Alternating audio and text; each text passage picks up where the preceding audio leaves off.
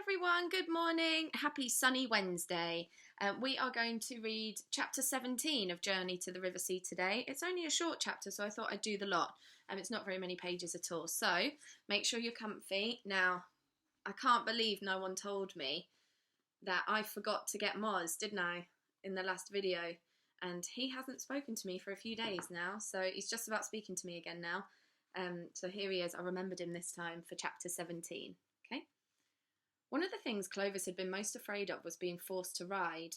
He'd seen horses in the stables, and they looked large and twitchy. If Sir Aubrey put him in the saddle, Clovis meant to confess straight away and take the money Finn had given to him to run away to his foster mother. But the week after he arrived at Westwood, Sir Aubrey asked Clovis to come into the library because he had some bad news for him. "Now, I want you to be brave about this, my boy. I want you to take this like a man and a taverner." Clovis's heart began to thump. Could someone have died? Maya, perhaps, or his foster mother? And if so, how did Sir Aubrey know? Or was it just that he'd been found out? I won't hide from you the fact that the Basher, your Aunt Joan, disagrees with me. She was all ready to teach you. She'd picked out fine mettlesome filly to start you on, nothing sluggish or second-rate, a real thoroughbred. You'd be going over jumps in a couple of weeks, but I'm afraid I can't allow it. "Can't allow what, sir?" asked Clovis. "Can't allow you to ride. Can't allow you to go on a horse. You can imagine what it cost me to come to this decision. The Taverner children have always been up in the saddle from when they were 2 years old. But after Dudley's terrible accident..." Tears came into Sir Aubrey's eyes. He turned away. "If there was anyone else to inherit Westwood, I would let you take your chance. But with Bernard and Dudley gone..." He pressed Clovis's shoulder. "You're taking this very well, my boy, very well indeed. You're taking it like a man. I confess I expected arguments, even tantrums." "Well, it is a disappointment," said Clovis, wondering whether to break down and cry, a thing all actors learnt to do at the drop of a hat. But in the end he just gave a brave gulp instead. "I had, of course, been looking forward..." He looked out of the window to where Basher, mounted a bruising chestnut, was galloping across a field. "But I do understand one must always think of Westwood." Sir Aubrey nodded. "You're a good lad. Of course no one will ever take Dudley's place, but..." He took out his handkerchief and blew into it fiercely. "There's another thing, about your schooling. Bernard was very weedy about his school, but then Bernard was weedy about everything. All the same, I think you're a bit old to be sent away now. Boys usually leave home at about 7 or 8, and you'd feel out of it. So I'm going to engage a tutor for you. He'll come next month when you're settled in." "Thank you, sir," said Clovis. And then, "I'm afraid I'm not very clever." Sir Aubrey looked shocked. "Good heavens, boy! I should hope not. The Taverners have never been bookish, except your poor father, and look what happened to him." Clovis went downstairs and out into the garden where the little banshees were waiting for him to play ball with them. If he didn't have to ride, maybe he could hold out another week or two before he confessed. The idea of confessing was nasty, not just because everyone would be so angry with him, but because Sir Aubrey would be disappointed. He'd obviously mellowed a lot since Bernard was a boy. Old gentleman and that. Clovis knew at the end of their lives. It was while they were having lunch that Clovis decided he would find a way of visiting his foster mother in the next few days. She would know what to do for the best, and he wanted to make sure that she was still there in the cottage on the village green before he gave himself up. The butler took away Clovis's pudding plate and filled it up with a second helping of apple crumble. The way the young master enjoyed his food gave great pleasure below stairs. It was a pity that the cook was engaged to be married and would soon be leaving. Mrs. Bates, Clovis's foster mother, lived in the end cottage of a row of small farm cottages on Stanton Green. Her husband had died even before she took Clovis in, but she was thrifty and hard-working, and though she had to go out to work in some of the big houses in the neighbourhood, she kept her house and her garden spotless. Clovis had come by bus. Sir Aubrey had given him a 10-shilling note for pocket money, so there was no need for him to use the money Finn had given him. As he crossed the green, it seemed to Clovis that nothing had changed. The well was still there in the centre of the common, and the old oak tree, and some boys were kicking a football in the grass. He'd been gone 4 years. They were too young to remember him. But when he knocked on the door of the cottage and opened it, Mrs. Bates went red and then white and hugged him while tears ran from her eyes. "Jimmy," she kept saying. Well, you're back, Jimmy, and how you've grown, and my, don't you look well and so smart? So those Goodleys did right by you after all." "Well, not exactly. The company folded, so I came back." "Why, don't you speak nicely? Oh, I can't believe it. I was I was thinking how I would never see you again. Sit down, boy. There's some scones in the oven. They'll be done in a jiffy, and there's some buttermilk fresh from the cow."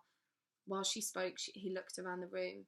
He'd been Jimmy Bates, and then Clovis King, and now was Finn Taverner. But here nothing had changed. The cross-stitched sampler was still above the mantelpiece. The brass kettle was still on the hob. There were pink geraniums on the windowsill, but everything looked smaller and poorer somehow. Had things been hard for his foster mother? Her apron was neatly darned, but there seemed to be more darns than cloth. And had the rug always been so threadbare? "Have you been all right, Mother?" he asked her.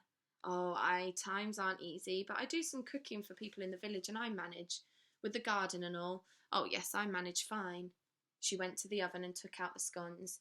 "Well, now," she said, putting out the butter and the homemade strawberry jam. "You start talking, boy. You start right from when those Goodleys took you away. I want to know everything." So Clovis began. He told her about the years of travelling, the discomfort, the low pay, but also some good times at the beginning when the Goodleys had made a pet of him, and he enjoyed acting. "I sent you some postcards, but they never remembered to let me have stamps." "I just got the one," said Mrs. Bates. "Oh, I did miss you, Jimmy boy." "And I missed you," said Clovis, biting into a scone. The scones at Westwood were very good, but these were better. And then he told her about the last voyage out to the Amazon, about meeting Maya and Miss Minton, and about the disaster of the Lord Fauntleroy matinee. To Mrs. Bates, it was like a fairy story. Go on," she kept saying. So Clovis went on to what had happened with Finn at the lagoon and the plan they'd worked out to set Finn free and get Clovis back to England. But now poor Mrs. Bates began to be very muddled and very upset. "You mean you're pretending to be someone else?" "Well, that's what actors do," said Clovis. "Yes, but everyone knows it's only pretence." She shook her head. "You mean at Westwood they think you're their heir, and they're still thinking it?" "Yes, but I know I've got to confess." "Well, of course you will, Jimmy. You couldn't live a lie. That Grand Palace, I've heard it's splendid. You must tell them straight away, and of course you can come here. Times are hard, but we'll manage." "Thank you," said Clovis. He looked around the cottage again. Funny how small it was. He'd wanted so much to be back here when he was with the Goodleys, but now...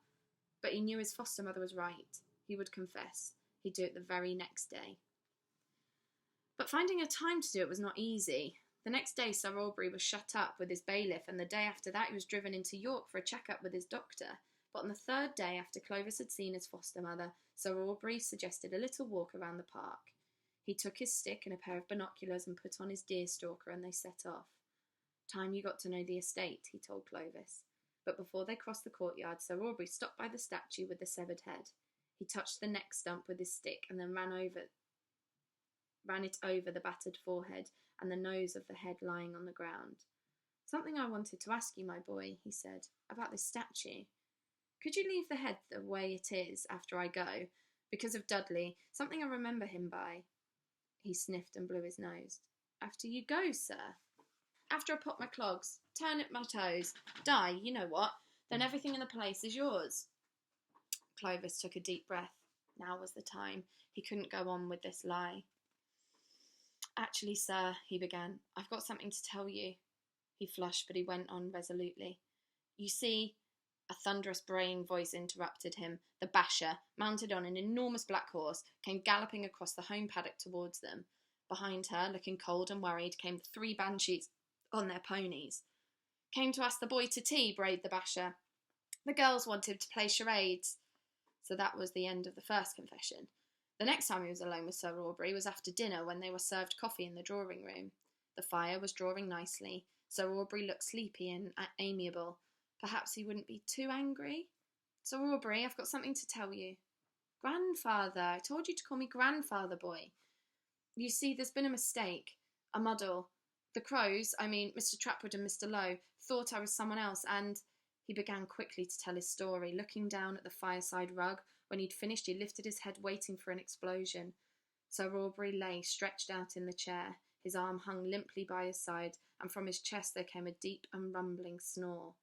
He hadn't heard a word that Clovis had said.